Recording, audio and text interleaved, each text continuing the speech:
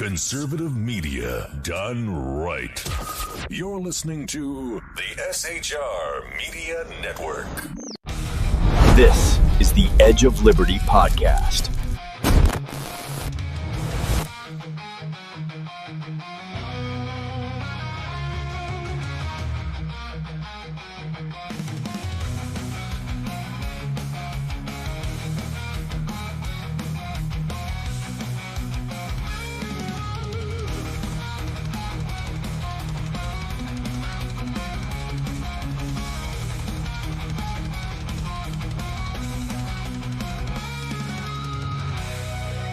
Get ready for truth bombs, belly laughs, the kind of accent that turns car into a two-syllable adventure. Here's your host, Sean.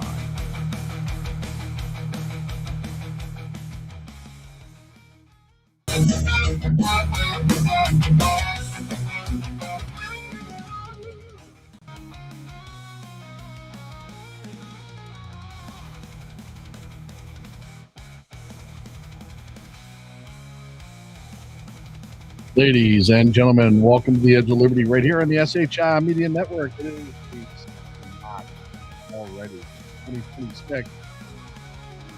Simulcast this evening on KLIN Radio. Thank you to our friends over there for simulcasting the show. We appreciate it greatly.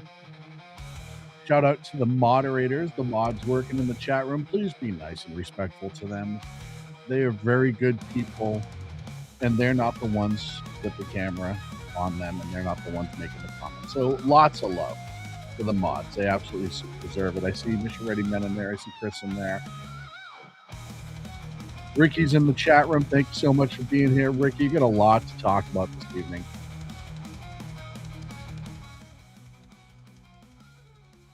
Back that off a little bit. Mood music. The world is a very different place from when we last spoke. As many of you know, over the weekend, the U.S. launched a strike on the Iranian leadership. The Iranian leadership seemingly is decapitated. There's still some people pulling handles, but it's seemingly more and more dissected and disconnected from each other. The biggest news, obviously, is that the Ayatollah was dead.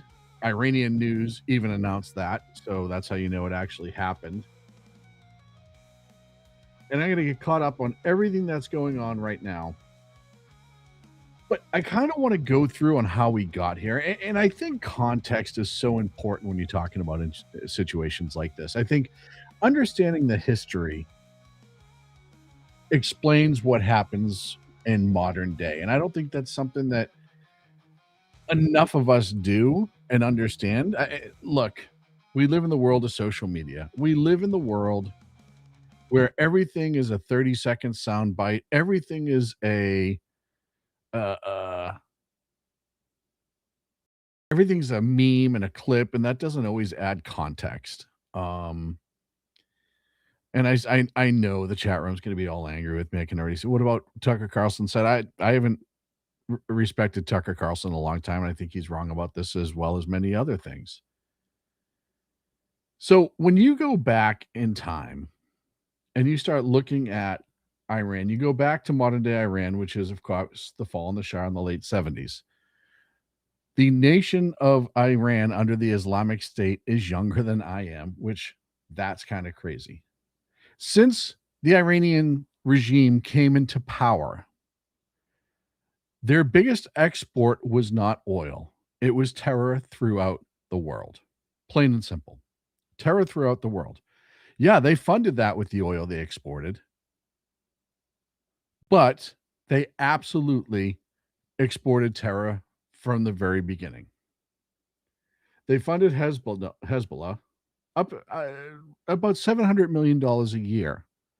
You know Hezbollah. They constantly attack citizens of Israel. And I know there's so many people that hate Israel because you're anti-Semites, and that's fine. You have the right to be an anti-Semite, and I have the right not to be. Iran and Al-Qaeda, there was a connection there pre 9/11. The 9/11 Commission reported Iranian border practice was to not stamp the Saudi passports with evidence that 8 to 10 of the 14 Saudis operatives traveled in and out of Iran in October 2000 to February 2001. The same 9/11 Commission report stated found no evidence Iran or Hezbollah was planning the attack, but they knew they were terrorists and they knew they were doing something. Al-Qaeda network was operating in Iran. Iran got sanctions as a result of that. Bin Laden later referred to Iran as a main artery for funds and personnel. And that, like I said, that has nothing to do with, I haven't even mentioned the bombings of military installations, the bombings of citizens, the killing of citizens, all the terror that's been in Yemen, Hamas, Hezbollah, has all come from Iran, has all come from the Iranian leadership. And it showed because as soon as they pressed, what's the first thing Iran started doing? They started bombing their neighbors. They didn't care, and they never have. You know, you always hear the Shia and Sunni split in the Middle East. That plays a big part in their religion. And there are other countries that have shown that you can have that split within yourselves and still not necessarily have to kill each other constantly. Yeah. Are they doing it to get rich? Sure. Is that keeping people more safe? Absolutely. And it is, time has progressed. You've seen other countries start to actually recognize Israel, countries who 25 years earlier were bombing them. Same thing with the United States, countries that used to hate us, Jordan and other countries were now more friendly to us. Does that mean that they're our friends? No. But does that mean that they're smart enough to do business? Yes. I said this on Lyle's show Saturday. And that's okay. They don't have to necessarily love and appreciate everything they do as long as they're not trying to kill us and they're doing business with us in the world. Right? You think Pakistan's an angel state? No, Pakistan is not an angel state, but I also understand that Pakistan has some people around them that want to kill them. That showed this weekend. And the list goes on and on. So I see a lot of people. The New York Times wrote, I think I have it here because I want to read it. It was absolutely incredible to me. The obituary for the Ayatollah as if he was Santa Claus. And it was something, I may not have it. New York Times headline was Ayatollah Ali Khamenei, hardline cleric who made Iran a regional power, dies at 86. Now, first and foremost, Iran was a regional power prior under the Shah. And to say he is a hardline cleric would like calling me a food enthusiast instead of fat. He wasn't just a hardline cleric. He was murderous about his beliefs and did not care who died as long as he gained power and killed people who disagreed with him. That's who he was. And they went on and described him as an older man with a bushy beard and blah, blah, blah, blah, blah. And it's incredible to me what mainstream media will whitewash and will not whitewash. To whitewash the Ayatollah into some sort of angelic creature who did wonderful things for Iran. Meanwhile, Iran's starving. They have been for years. They have next to no water. They have been for years. They have plenty of drones. They have plenty of missiles. They have plenty of bombs. They were going after a nuclear weapon. We know that. They were going after a nuclear weapon for so long. And, I remember a time when Democrats actually took that seriously and they understood more than just orange man bad, which unfortunately just does not exist anymore. I want the Iranians to know that if I'm the president, we will attack Iran. Now, I'm sorry. I should have warned you I was going to play the hill dog. I should have put up a sensitivity warning, a warning in case you had a weak stomach or you were eating food. That's on me. Whatever stage of development they might be in their nuclear weapons program in the next 10 years, during which they might foolishly consider launching an attack on Israel, we would be able to totally obliterate them. That's a terrible thing to say, but those people who run Iran need to understand that. And look, I'm no fan of Hillary Clinton because we saw what she did in Libya, But she wasn't the only one back in the day saying that. Everybody knew before the rise of Trump that Iran was a horrible, horrible country because of its leadership, not because of its people. It will gain access to roughly $56 billion. It is true that... Here's another thing that we forget. And I've talked about it before, and maybe some people have talked about it, but I don't think it gets said enough. The Iranian nuclear deal was complete fucking garbage. And everyone knew it was complete fucking garbage. Here's Obama when he was trying to make the argument for it. If Iran lives up to its commitments, it will gain access to roughly $56 billion of its own money. But now, Iran at this point had never lived up to any commitments. And this is the problem when you have people trying to negotiate with people who absolutely were being outmatched. And Obama was outmatched by Iran in the nuclear deal. 100% outmatched. Just like his thin red lines, just like Biden saying that Russia wasn't going to invade Ukraine. Obama absolutely got played like a fucking fiddle.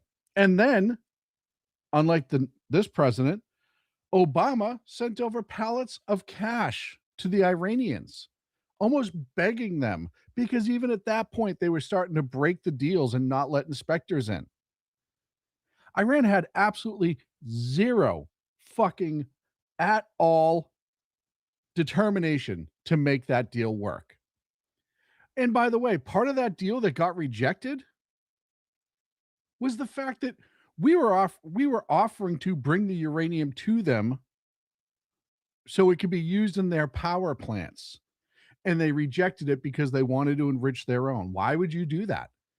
You're a country who allegedly so poor you people are starving on a regular basis. You're a country that can't maintain a water supply for your people. Just like every other major dictator, you let everybody else actually starve. Not what we think here is suffering, like really suffer, and murder masses of people who protest against you, in order to make weapons and chase the nuclear weapon. That's what, look at North Korea, look at China, right? Once they get that nuke, you do have to deal with them differently, whether you want to or not. And Iran, who said the first things that they would do if they got a nuclear weapon was start getting rid of Israel and the US and whoever else got in their way. Iran has been a problematic country since the fall of the Shah. I remember, I grew up in the city that Frank Reed, one of the Israeli American hostages in Iran, was from. And I remember meeting him when I was young, after he got released. And I remember him telling his story at like a town hall type thing. And how absolutely brutal the Iranians were to them. And it never stopped. You think about all the different wars, think about all the different military operations that they've done in the Middle East, all the terrorism. There is nothing redeeming about the leadership of Iran. Nothing. There's not a single good thing about the leadership there. They threw gay people off roof. They would absolutely beat and murder women who did not fall in line with their laws of Sharia law and whatnot. If you stepped out of line and you spoke against the regime, you were either imprisoned or murdered. Look at what happened with the last 4 sets of protests, where the people were trying to rise up against them to force a regime change. And the Ayatollah and the mullahs knew this because that's how they came to power. After the original Ayatollah hung out in France for a few years and gained power, but that's neither here nor there. So they knew when these protests rose up that if they didn't deal with them swiftly and brutally, some message went out to the other protesters of, hey, if you do this, we are going to slaughter you and your family, and you're just going to be tortured and murdered. Right? That's what the Iranian people were up against. It's not here where they claim it's fascism, but they get to vote and they get to go out and protest and they get to go online and go on social media and meet with their friends and bitch in a Starbucks coffee shop. It's not that type of fascism. It was real, actual fucking murderous dictatorship leadership. Ones that you, and I said this on Saturday on Beer and Bullstein with Lyle, I don't think that Americans can truly comprehend. I don't think I fully comprehend it. I understand the principle of it, but I don't think living under that I can comprehend. And I don't think most people either, and especially those on the left. And look, I've said this 100 times in the last weekend. The only people who are really, really upset about this are either A, the Orange Man bad crowd, the politicians who absolutely are going to use this to try to fundraise because Orange Man bad and everything Trump does is bad no matter what all the time. That's the only thing they have going for them. It's crazy to me that they have no other stance other than Orange Man bad. And then you have the people who are mad that the terrorism funding is going to be stopped. And there's nothing in between. Those two groups just absolutely stand next to each other. And now, meanwhile, you look, the Iranian people are actually celebrating both in Iran and around the world. There are videos everywhere. Yes, are the Iranian leadership celebrating? Probably not. Except for the ones that I'm almost pretty sure are working with Mossad to save their own lives. I think the rest of them are not celebrating. But the rest of the world is. And I've said, first and foremost, this isn't going to be a forever war. People that are peddling that are lying. Well, it's going to be a forever war. It's not going to be a forever war. It doesn't need to be a forever war. Because the people in that country wanted them gone. Part of being in long-term wars is the people of the country not wanting a change. They wanted this change. There will be insurgencies. There will be problems going on. Yes. But the majority of the people wanted the change. And the Iranian military outside of the Islamic God is so poorly paid and taken care of that odds are anything going to be better. Think back to the Iraq War when they were just absolutely giving up in droves, in masses to the Americans, with sometimes without a shot being fired. That's the same thing that's going on in Iran right now. So you have this setup. You have the understanding of the Iranian people. Okay, then it's you said you don't want war. I don't. But you also have to look at the long-term goal. And the long-term goal is to get rid of shitty people who affect us in our country and abroad, Americans abroad, and defunding all of their little terror groups that affect Americans at home and abroad. If you want the war in Ukraine to end, you should be absolutely applauding this because of the amount of weapons and oil that Iran sends to Russia, and processes for Russia. If you want that war to end, this is a huge step to that because it does hurt Russia immensely. If you're worried about Thailand getting invaded, this hurts China immensely. 20% of their oil potentially gone. If you don't know how much fuel is important to run a military, it is the most important thing after your soldiers and equipment. That's how you keep them moving. It's how you keep logistics wins wars. So when you take that out of China's reserves, 20%, you're hurting them massively. Massively. So this isn't just about Iran. It's not just about the Iranian people. It's also geopolitics all over the world. And that's something that needs to be understood. Now, I know I'm looking at the amount of chats that are in the chat room. I haven't opened up chat since the first couple minutes of the show. I know there are the trolls in there. I know there are those the Iranian lovers, those who love the terrorism, who are pretending to be Americans right now. And that's fine. But you have to understand that as a leader, every once in a while, you're presented with an opportunity to make the world better. And if you start getting rid of this country, these sort of leaderships to make the world better in a way that actually does make the world better, sometimes you have to do it, even if it's not necessarily the most popular thing in the world. Amazingly, I've seen a couple polls that as much as 55 to 60% of this country is supporting what's going on. That gives me hope. Of course, a lot of them are doing it just to support the troops, but you know what? That's okay. Supporting the troops, despite your feelings about a conflict, is a wonderful thing. It means you're actually a good person. There's a soul in there. And you're thinking, hey, I can critically think. I don't have to like this, but I can support the guys doing it because they're our guys and gals, and I wish them nothing but the best, and I have hope, and I pray for them and all that. That means you're a good person. That means you can critically think. You can separate the two. But as I'm going to go into here in just a couple minutes, there are plenty of Americans who are wishing the opposite. And that to me is frightening and sad. So let's start off. This is a video out of Australia. This many flags bouncing up and down, a group of people with the Iranian flags. Normally you hear death to America, but in this one you're hearing something very different. It's a very different feel.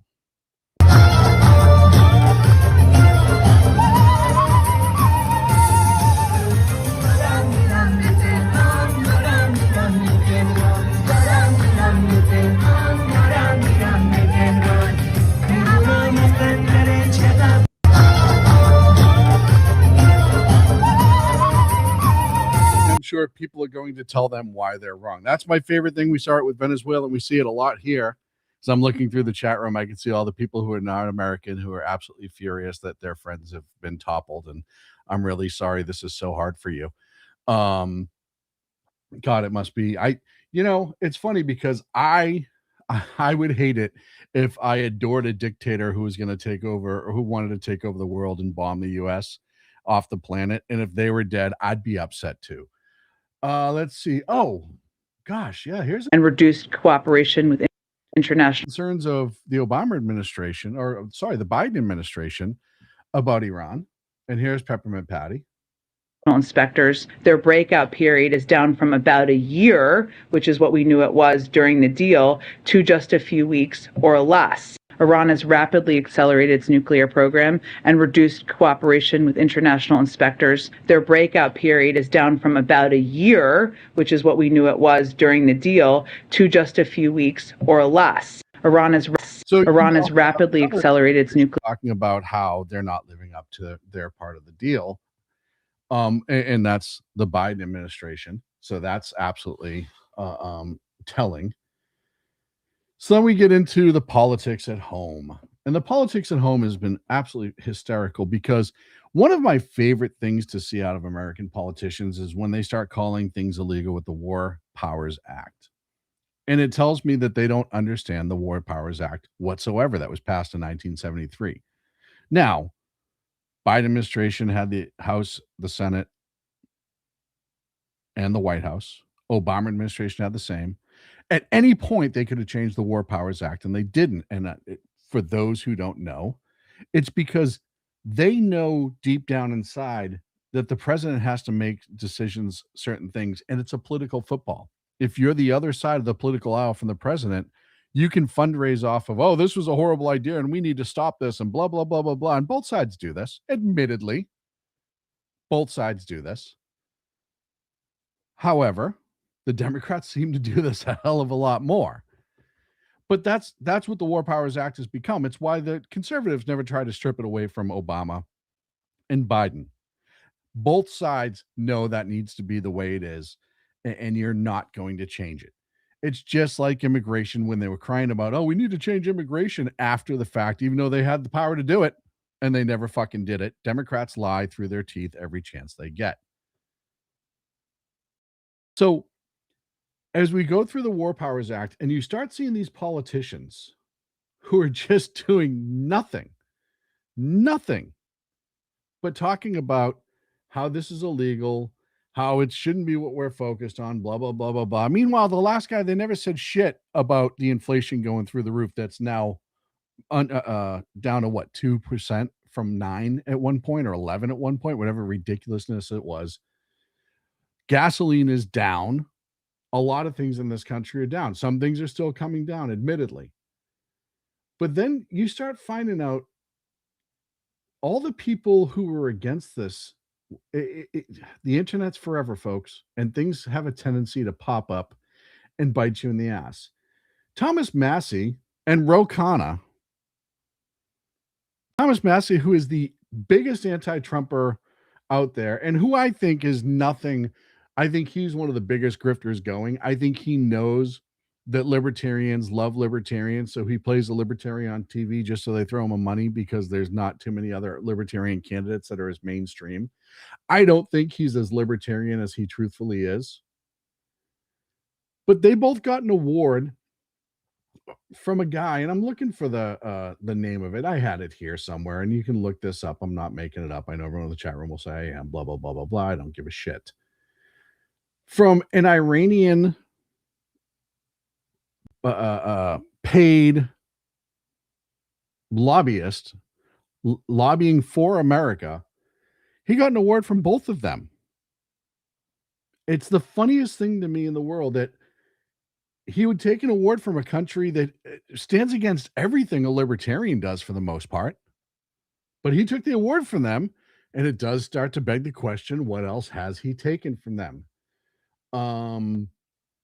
And then you have leaders who, and I've said this before, and I was so wrong about John Fetterman. I like the fact that, hey, Fetterman does not always agree with Trump, but Fetterman has no problem admitting when he does. And if you'd have told me last year, I got 4 minutes before the break. If you told me last year that I was going to have a show praising John Fetterman for being a realistic human being, I would have told you were batshit crazy. But no, out of all the Democrats right now, John Fetterman is the most even-keeled, realistic Democrat senator out there. And he's come out and said he would not vote for the War Powers Act. He'd vote against it. And he said that he believes in this mission. He thinks that, and he supports the president. It's incredible to me to actually see somebody do that.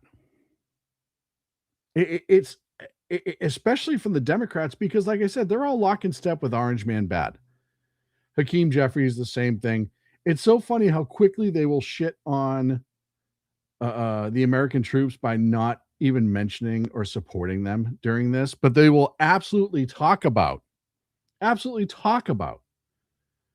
the operation itself without mentioning them, which really says a lot.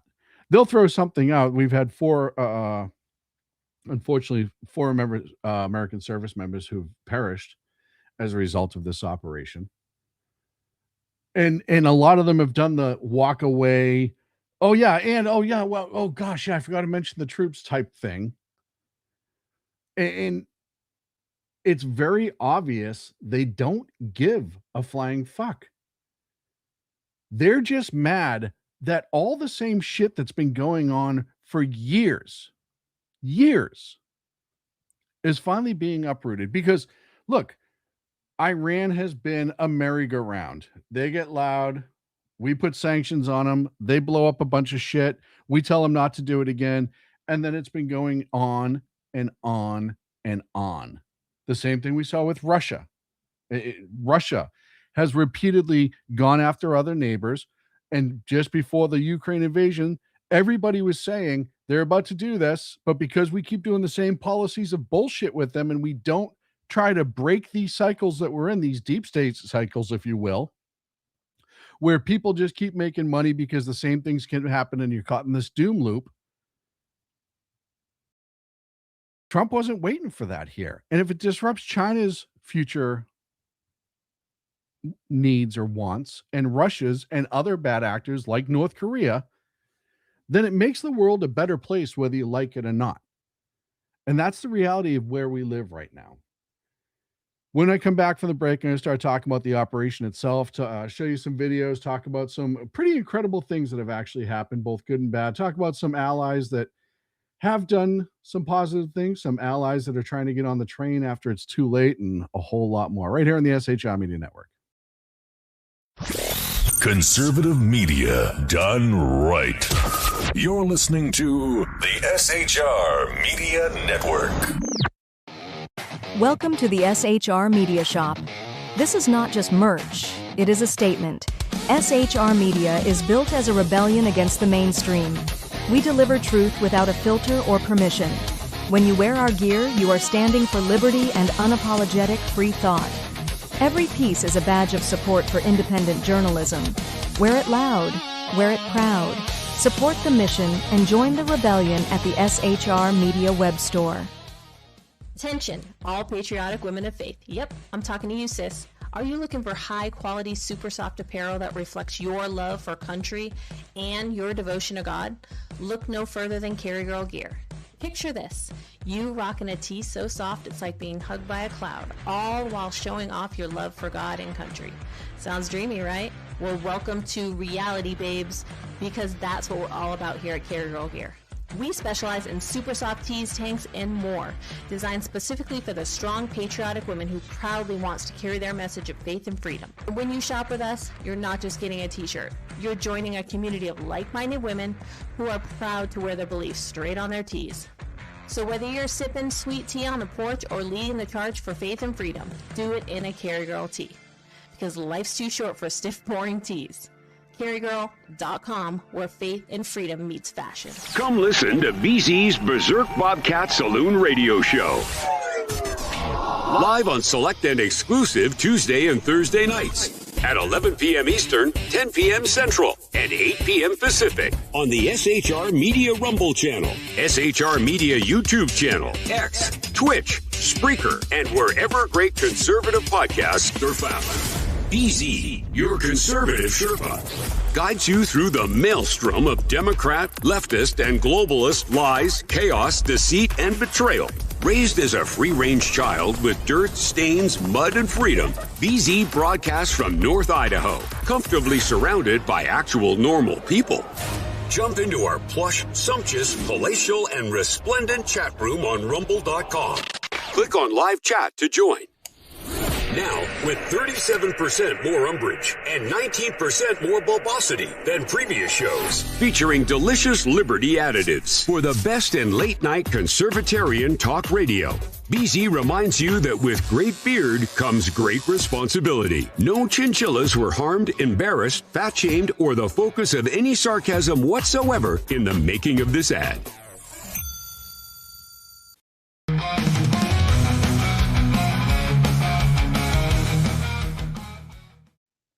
So, Madam Speaker, Madam Leader, you're saying that the President did not need authorization initially and still does not need any authorization from Congress on Libya? Yes. Thank you both. Thank you all very much. So, Madam Speaker, what's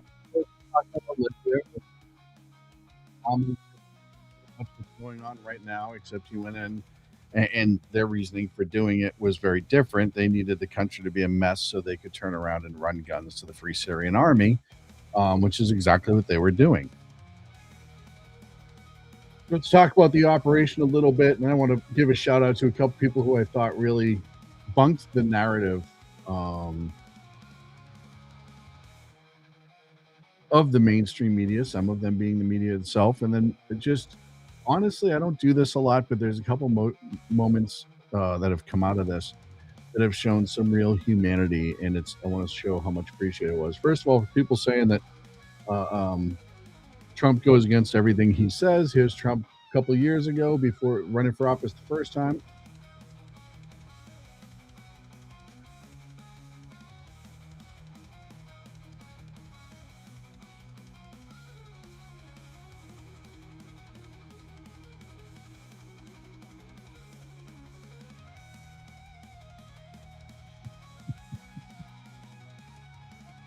Sorry about that. That did not show on the stream. Hold on one second. This is Trump talking about Iran. He asked me what I do, and I said, I'm going to bomb the shit out of them. Oh, there you go. It's true. Goes back in 2016. So it's not like he's going against stuff that he said. So the attack happened Friday night and a Saturday morning. It was highly effective right off the bat. We all know Iran's air defenses were diminished from the Israeli attacks from the war back in June and May, and the attacks that we did in the nuke plants back in June as well. So the resistance was not expected to be high. And to put it in perspective, yeah, there's some missiles that have made it through some air defenses. That is an unfortunate reality of just the law of averages. It's going to unfortunately happen. No air defense is perfect. The biggest losses that America has taken has been one missile that made it through a defense system. That's what caused the 3 lives. And then the shoot down from the Kuwaiti air defenses of the American F-15s. Not a whole lot else going on from Iran. As a matter of fact, the U.S. announced today that all of Iran's primary Navy boats have been sunk. Either way, they're underneath the water now. They are no longer boats. They're doing their best submarine impression, as we see right here. So Iran doesn't have an air force anymore for the most part. They don't have a navy for the most part. Every single time they set off a missile, they expose that site, and the potential for that site becoming no longer a site goes really, really fast. The memes. The one thing I will say that's absolutely crazy to me in modern warfare is the amount of comedy that comes out of it and the memes that are coming out of it, because the running joke of Marco Rubio on the couch has to be one of my favorite memes of the last 10 years. It is just hysterical, and I don't care if you like Marco or not, just all the different jobs that he's been tasked with, and then all the memes that people make. But here's a picture of Marco telling Trump, and he came with his own diorama, that the Iranian Navy has been defeated. Hold on. There it is. And I get some more comical stuff that has come out of this, because you have to find a way to laugh. I mean, it's scary otherwise. And you go back to Democrats who once supported this action and now are entirely against it. Here's Bill Kristol. I know everyone says he's a conservative. He's not a conservative. To POTUS, this is back in 2024. If you're alarmed by the possible consequences of Israel responding to Iran's attack, you should order a strong U.S. response, e.g. an air campaign to degrade Iranian drone and missile capabilities, which is exactly what's going on right now. Bill Kristol, who does nothing but shit on President Trump. And it'll be interesting to see how they respond. J.K. Rowling put out a pretty... And I don't get caught up into the J.K. Rowling thing on a regular basis. I just don't. Like, I know there's the whole trans argument going on with her, and she's really stood her ground, and cool. I think it's fine. I think it's great. But I thought this post was really important. It shows what a lot of people are thinking. It says, if you claim to support human rights, yet you can't bring yourself to show solidarity with those fighting for liberty in Iran, you're revealed yourself. You don't give a damn about people being oppressed and brutalized, so as long as it's done by the enemies of your enemies. And it's true. You see that a lot. You watch the pro-Palestine movement in this country who's screaming about Palestine but doesn't give a shit about the Iranian people.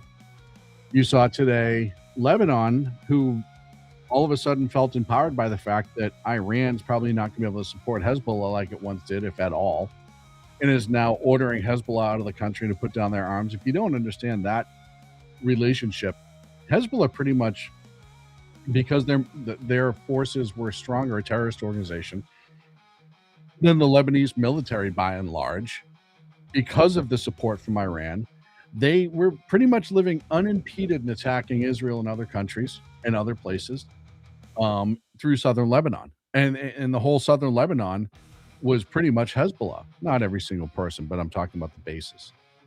And you're now seeing this shift. You see the Saudi government talking about getting into an attack position against Iran because the missiles went over there. You saw Jordan, who's already involved. What you also saw was a very petrified Keir Starmer who did not want to be involved in the attack overtly because he was afraid of the backlash from the Muslim community at home. That's all he's afraid of. He's a guy hanging by a thread. He didn't know what else to do. But to the credit of him, he did have them helping with refueling and defensive positions. So thank you to the UK folks that are doing that, the actual awesome people in the UK, not the government shitbags. I found this hysterical. Every single conflict, when there is a NOTAM set out killing the airspace for a region, you saw this with Venezuela, you saw this meme always shows up. And it's always a picture that's titled Leroy Jenkins, and if you don't get that reference, then it's time for you to go to bed, or you can Google it. And here was the Iran strike, Leroy Jenkins. I don't know what plane this was. I don't know where it was, but of course this was titled Leroy Jenkins. Again, you got to find the comedy in some of this stuff, because if you don't, you'll drive yourself absolutely crazy. This rocket hit some trucks. This shows you the mindset of some of the badasses in our military, and I give them all the credit in the world. Here's a rocket or a drone attack, and if I'm going to stop my music, because I know my music playing in the background, I want you to listen to what the soldier says in the background and see if you can pick it up. Here.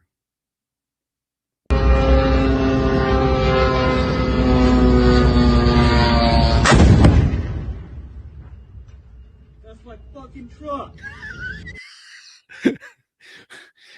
For those who didn't hear that, he said, "That's my fucking truck." Other interesting news. I'll tell you, the game of 1, 2, 3, Not It. Did you play that growing up as a kid? I did. That's how, like, when you were playing tag or something like that, whoever was it first, that's how you decided who was going to be it or not it. Everyone ran around and said 1, 2, 3, Not It. I'm guessing that for the position of Ayatollah right now, everybody's playing 1, 2, 3, Not It, because the next Ayatollah that was announced was dead within 8 hours of being announced. And that's, somebody said he didn't even get vested in his retirement in that position. He didn't have a chance. But he did apparently get a Guinness World Record, which is going to be the shortest reign of supreme leader ever. And here is a photo of that. There it is. That's him getting the Guinness Book of World Records. So congrats. I guess on some level you won.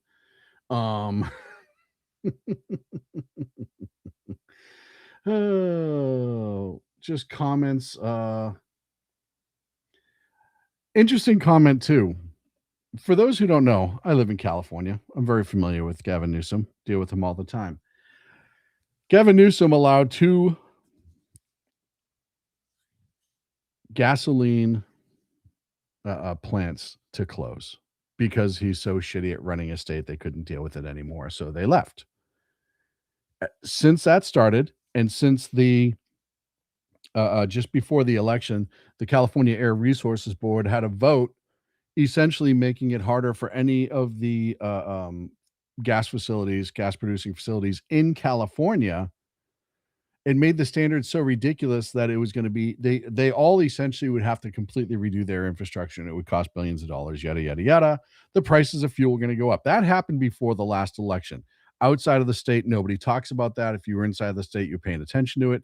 The CAR board is, of course, a non-elected bureaucratic green energy scam organization in California that decides all of the emission standards for California. The gas prices have been rising well before anything happened with Iran.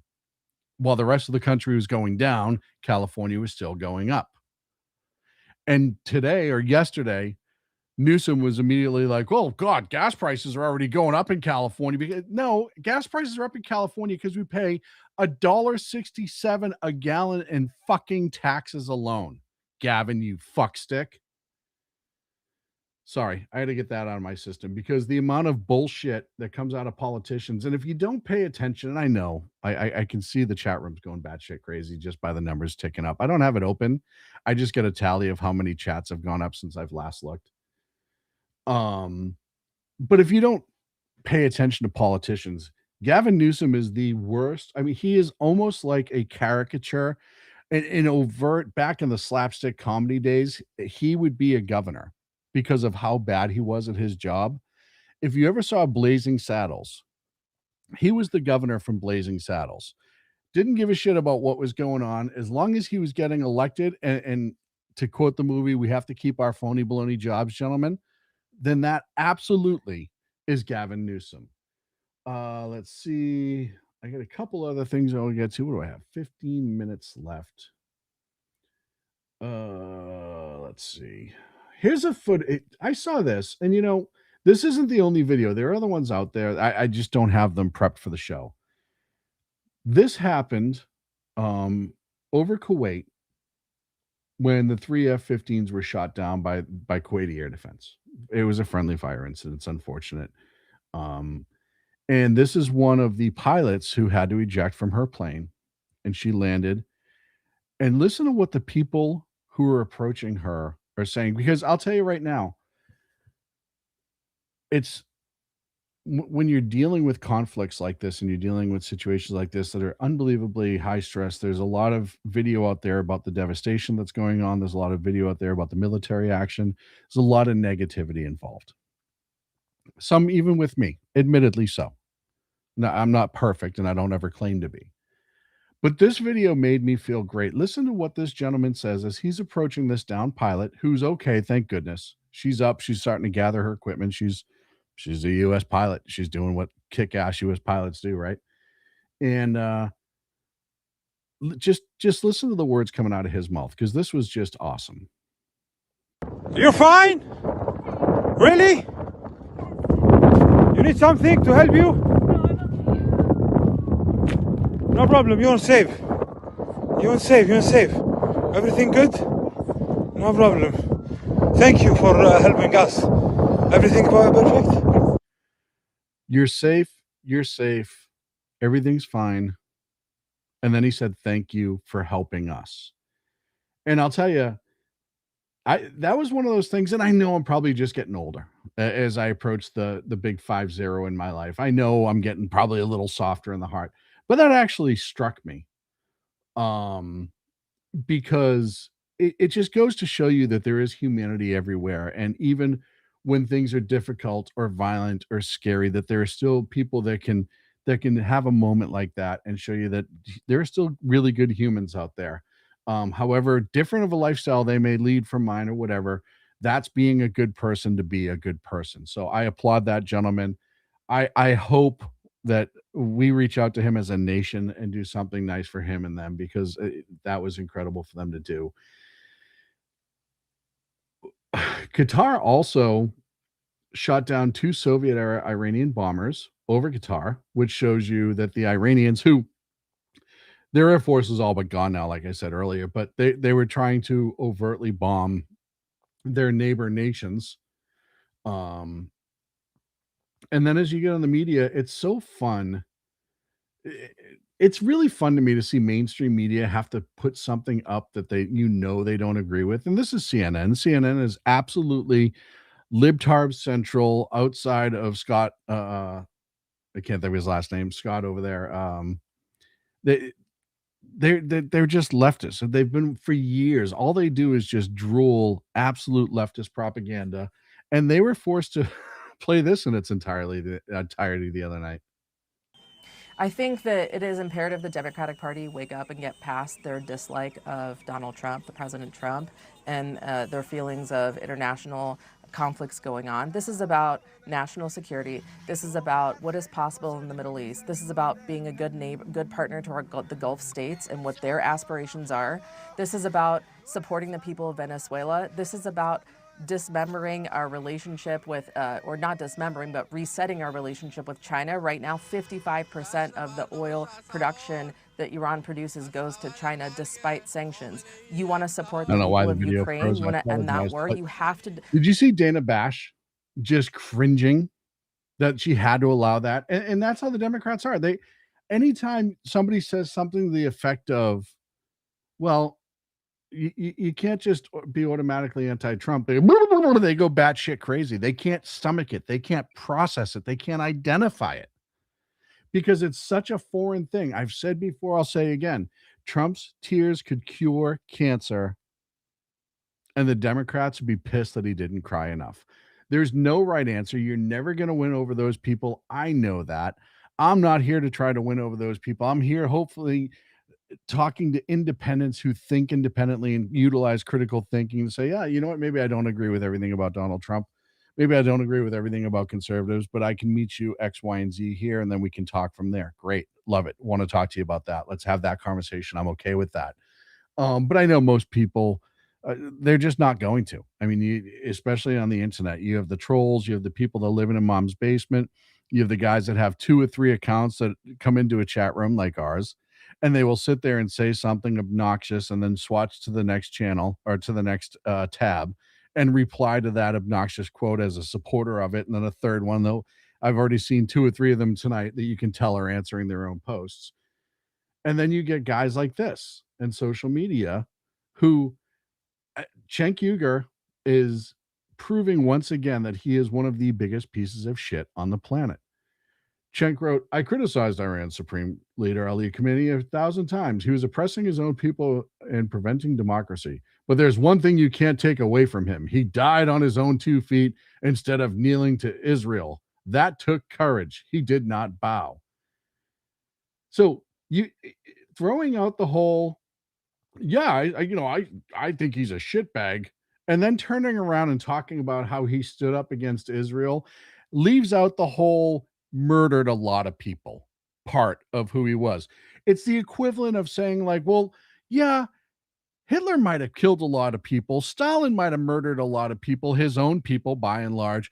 Pol Pot might have murdered a lot of people. Kim Jong-un might have murdered a lot of people. Mao might have, Che Guevara murdered a lot of people.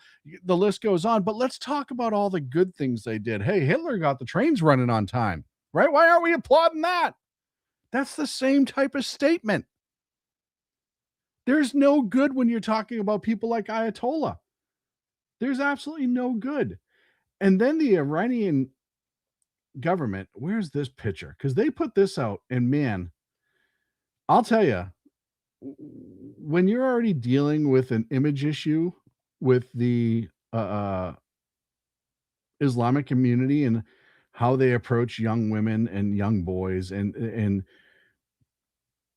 it's very problematic. And then the Iranian government comes out and puts out a picture of, oh, where is it? I have it here somewhere. My scrolling finger's exhausted. Puts this photo out. It's really hard to square this up. They say this is the Ayatollah in heaven, and look at what he's surrounded by. All children. And what's supposed to happen if you die a martyr in the Muslim religion? You're supposed to be surrounded by virgins. So what's that implying right there? It's gross. It's fucking disgusting. I get it. Like, they're a country falling apart and everything's, but still, it's just, I saw that and I was just like, man, you're not fucking helping yourself. If that whole point was to try to win anybody over, you're absolutely not fucking helping yourself. Here's another image, and this was from 2024 when then candidate, then candidate Harris. Sorry, I was doing the math in my head to make sure I had that tense right. Harris to Jewish voters, all options are on the table to stop Iran from going to nuclear war. Charges Trump won't stand by Israel. Harris suggested that Trump would not stand by Israel. She noted that in 2020, he chose not to retaliate when Iran fired 15 missiles at U.S. bases. When Donald Trump was president, he let Iran off the hook. And man, that's not looking good for her politically right now, because he just proved her wrong and a lot of other people. I mentioned Fetterman's comments earlier about Operation Epic Fury. I have those here right now. Specifically, Fetterman said, Operation Epic Fury, President Trump has been willing to do what's right and necessary to produce real peace in the region. God bless the United States, our great military, and Israel. And, I mentioned earlier, and I'll mention it again, for all the things I disagree with him on, that I thought that was a strong statement of saying, hey, we support our country one way or the other, and sometimes you have to do the hard things. And then you start talking about people who I'm sure many people like this woman, are in our chat room right now. I'm guessing. She is a former, and I'm going to pull her up here in a second. She is a former aide or campaign aide, to be specific, to Senator Elizabeth Warren. And I'm looking for this as well. I had so many pictures and posts put out tonight. I wanted to show you, and I'm not going to have enough time with 5 minutes left. The Catherine Herridge, if you haven't followed Catherine Herridge, she put out this whole thing of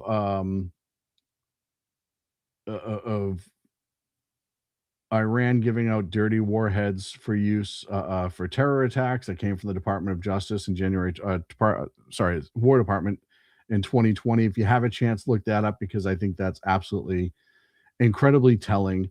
Let me get down to this little maggot that I wanted to talk about. Where is she? Calla Walsh. Calla Walsh has been all over.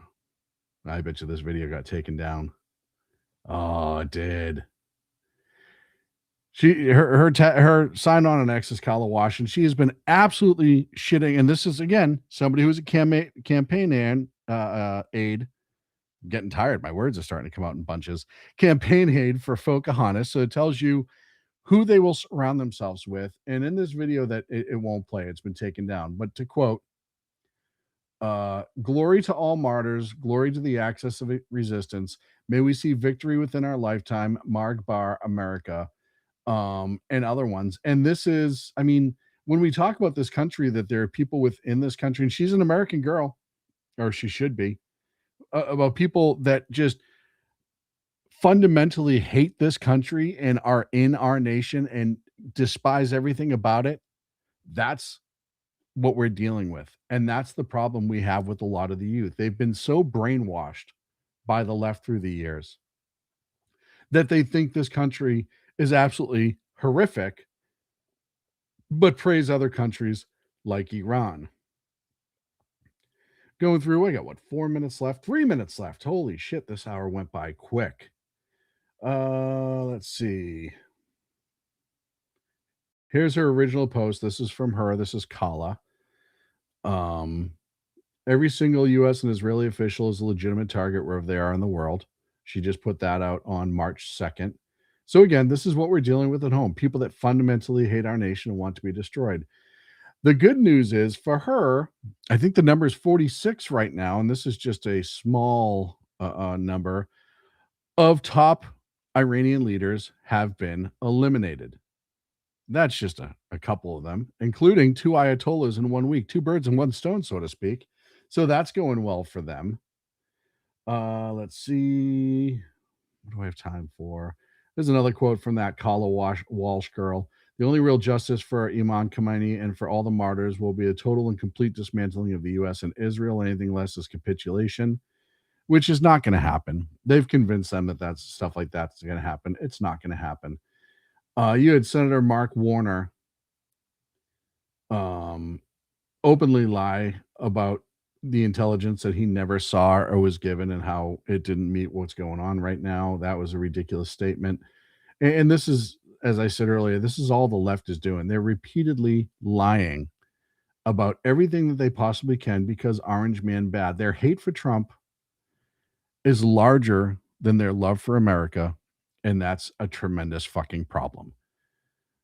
Before we go, I want to mention and something that many experts have warned. We talked about this Saturday. Lyle and I did on his show, which you got to check out Friday and Saturday, 7 p.m. Pacific. I'll tell you more before we go to the break.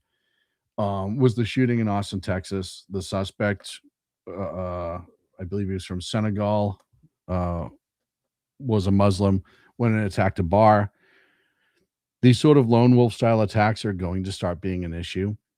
We talk about the open borders under Biden and how many people came over and are waiting for an opportunity.